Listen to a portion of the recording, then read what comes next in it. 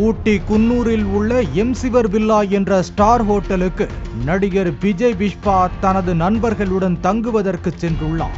ஒரு நாள் தங்குவதற்கு 1,85,000 ரூபாய் கட்டணம் என்று சொன்னதால் தமக்கு கட்டுப்படியாகாது என்று வெளியேறியுள்ளார். அந்த ஹோட்டலுக்கு அருகில் உணவகம் இல்லாததால் எம்சிவர் ஹோட்டலுக்கு சொந்தமான ரெஸ்டாரண்டில் ஃப்ரைட் ரைஸ் ஆர்டர் செய்து சாப்பிட்டுள்ளார். சாப்பிடத் தொடங்கிய சிறிது நேரத்தில் ஹோட்டலில் பிளாஸ்டிக் பாட்டிலில் வைக்கப்பட்டிருந்த தக்காளி சாஸ் குமட்டத் தொடங்கியுள்ளது. அந்த சாஸ் பாட்டிலை திறந்து பார்த்தபோது அதனுள் வெள்ளை நிற புழுக்கள் நெளிந்ததால் விஜய் பிஷ்பாவும் அவரது நண்பர்களும் அதிர்ச்சி அடைந்தனர். ஸ்மெல்லா இருக்குன்னு ஓபன் பண்ணி பார்த்தா உள்ள ஃபுல்லா புழு.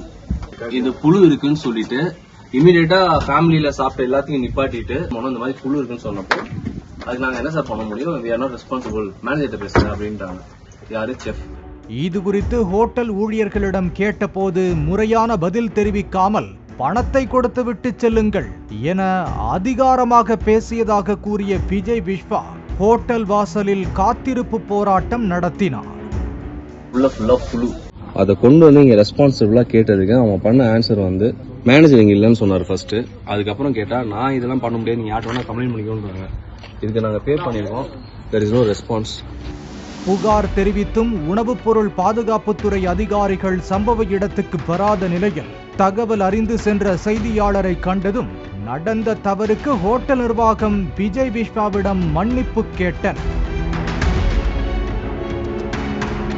இது குறித்து விளக்கமளித்த ஹோட்டல் மேலாளர் டொமினிக் சேவியர் தங்கள் ஹோட்டலில் வாங்கிய ஃப்ரைட் ரைஸுக்கு வழங்கப்பட்ட தக்காளி சாஸில் புழு இருப்பதாக விருந்தினர்கள் தெரிவித்ததாக கூறினார். அந்த தக்காளி சாஸை நாங்கள் தயாரிப்பது கிடையாது என்றும் வெளியில் இருந்து வாங்குவதாகவும் கூறிய ஹோட்டல் மேலாளர் தங்கள் தரப்பில் வாடிக்கையாளரிடம் மன்னிப்பு கேட்டதாக தெரிவித்தார். பாலிமர் செய்திகளுக்காக உதகை செய்தியாளர் விஜயசுந்தரம் மற்றும் வேல்ராஜ்.